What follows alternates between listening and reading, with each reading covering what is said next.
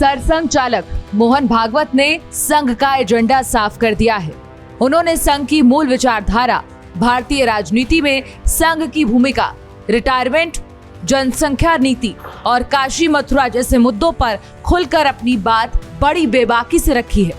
उन्होंने और क्या क्या कहा है, 5 पॉइंट्स में आपको उनकी बड़ी बातें बताते हैं। राजनीतिक दलों, खासकर बीजेपी से संघ के संबंधों को लेकर अक्सर सवाल उठते हैं। इस पर भागवत ने स्पष्ट कहा है कि संघ और बीजेपी के बीच मतभेद हो सकते हैं, लेकिन मनभेद नहीं। संघ प्रमुख ने ये भी कहा है कि सभी को एक दूसरे पर भरोसा है। जो भी काम कर रहे हैं वो ईमानदारी और अपने विवेक से कर रहे हैं। संघ सरकार के निर्णय नहीं करता, बल्कि सलाह मशवरा होता है।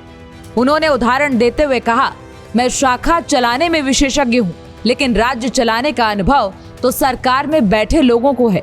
उन्होंने ये भी कहा कि हम ना तो सरकार को चलाते हैं और ना ही निर्णय लेते हैं, लेकिन चर्चा का एक सकारात्मक वातावरण हमेशा रहता है। मोहन भागवत ने जनसंख्या संतुलन पर भी अपनी राय रखी।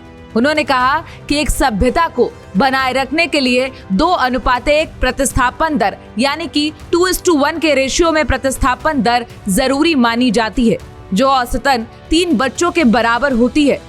उन्होंने ये भी सुझाव दिया कि प्रत्येक परिवार को 3 बच्चों तक ही सीमित रहना चाहिए। बढ़ती जनसंख्या के साथ संसाधनों का भी संतुलन बनाए रखना जरूरी है। ये विचार सिर्फ जनसंख्या नियंत्रण नहीं, बल्कि सामाजिक आर्थिक स्थिरता का संकेत देता है। अपनी सेवानिवृत्ति यानी कि रिटायरमेंट की उम्र को लेकर फैली अफवाहों पर संघ प्रमुख मोहन भागवत ने कहा है कि उन्होंने कभी नहीं कहा कि वो 75 साल की आयु में रिटायर होंगे। उन्होंने दिवंगत प्रचारक मोरोपंत पिंगले के कथन का उदाहरण देते हुए कहा कि संघ में सेवा करने की कोई उम्र नहीं होती। यदि संघ कहे तो 80 वर्ष की उम्र में भी शाखा चलानी पड़ेगी। स्वयं सेवक संघ के प्रति पूर्ण समर्पण की भावना से काम करते हैं, ना कि किसी नौकरी की तरह। मतलब ये कि मोदी अभी रिटायर नहीं होंगे। संघ प्रमुख के बयान का मतलब तो यही निकाला जा रहा है। संघ प्रमुख ने स्पष्ट किया कि 3 बुनियादी सिद्धांत ऐसे हैं जिनसे संघ कभी समझौता नहीं कर सकता, और यही संघ की आधारशिला है। पहला सिद्धांत ये है कि व्यक्ति के निर्माण से समाज में सकारात्मक परिवर्तन संभव होता है। दूसरा ये कि अगर समाज बदलेगा तो व्यवस्था स्वतः ही सुधर जाएगी।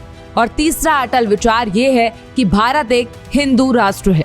भागवत ने ये भी कहा कि हर आस्था और मार्ग अनंतता एक ही लक्ष्य की ओर अग्रसर होते हैं, जैसे सारी नदियां समुद्र में जाकर मिलती हैं। इसी आधार पर उन्होंने कहा कि विविध परंपराओं और आस्थाओं का सम्मान करने वाले ही हिंदू कहलाते हैं। उन्होंने ये संदेश दिया कि हर व्यक्ति अपनी श्रद्धा के मार्ग पर चल सकता है, लेकिन किसी की श्रद्धा का अपमान नहीं होना चाहिए। संघ प्रमुख ने आपसी समरसता और सह अस्तित्व पर जोर देते हुए कहा कि रास्तों को लेकर विवाद ना हो, बल्कि विविधता में एकता के साथ सभी को साथ चलना चाहिए। उन्होंने काशी मथुरा पर भावनात्मक जुड़ाव पर ये कहा कि राम मंदिर आंदोलन एकमात्र अपवाद था जिसमें संघ ने प्रत्यक्ष भूमिका निभाई। काशी और मथुरा को लेकर हिंदू समाज की गहरी आस्था है। संघ अब किसी आंदोलन में शामिल नहीं होगा, लेकिन स्वयं सेवक व्यक्तिगत रूप से सक्रिय हो सकते हैं। उन्होंने ये भी कहा कि हर जगह मंदिर या शिवलिंग खोजने की प्रवृत्ति गलत है। केवल ऐतिहासिक और सांस्कृतिक दृष्टि से महत्वपूर्ण स्थलों पर ध्यान देना चाहिए। मोहन भागवत के विचारों से ये तो साफ है कि संघ की विचारधारा समय के साथ कुछ हद तक लचीली हो सकती है, लेकिन उसकी मूल नीतियाँ अडिग हैं।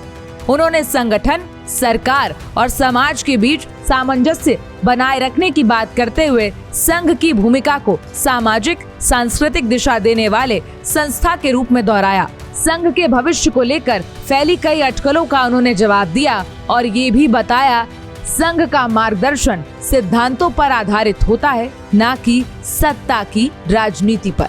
आपकी इस पर क्या राय है, हमें कमेंट बॉक्स में जरूर बताएं। देखते रहिए भारत एक्सप्रेस।